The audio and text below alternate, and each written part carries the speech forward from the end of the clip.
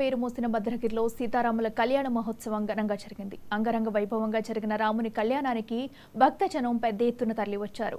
అధికారులు వారికి తగిన ఏర్పాట్లు చేశారు. ప్రభుత్వం తరపున చీఫ్ సెక్రటరీ సిఎస్ శాంతికుమారి పట్టు వస్త్రాలు సమర్పించారు.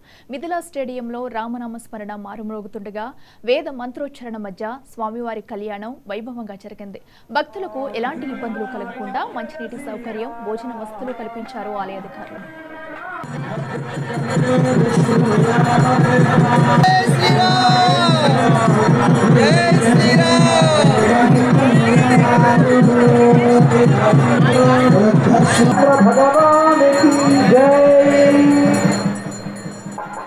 కళ్యాణానికి ప్రభుత్వం తరపున చీఫ్ సెక్రటరీ శాంతికుమారి పట్టు వస్త్రాలు, ముత్యాల తలంబ్రాలు సమర్పించారు.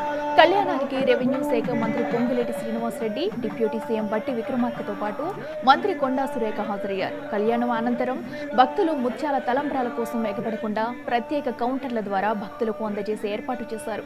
కళ్యాణం అనంతరం భక్తులు తిరిగి వెళ్లేందుకు ఆర్టీసీ కూడా ప్రత్యేక ఏర్పాట్లు చేసింది.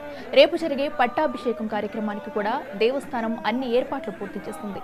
కళ్యాణంలో జరిగే ఒక్కొక్క ఘట్టాన్ని పండితులు వివరిస్తూ పెళ్లి క్రతువులను పూర్తిగా చేయగా భక్తులు ఎంతో పులకించిపోయారు.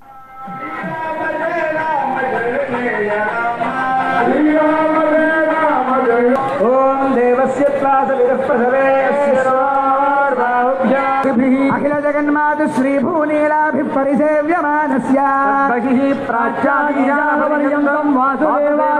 దృష్టి మన మీద పడితే చాలు. నిన్న మనం చెప్పుకున్నాం కదా ఎదుర్కోల్లో మన తెలుగువారి ఆచారం ప్రకారం సుముహూర్త సమయంలో జీలకర్ర బెల్లం పెట్టడం అనేటువంటిది సంప్రదాయం.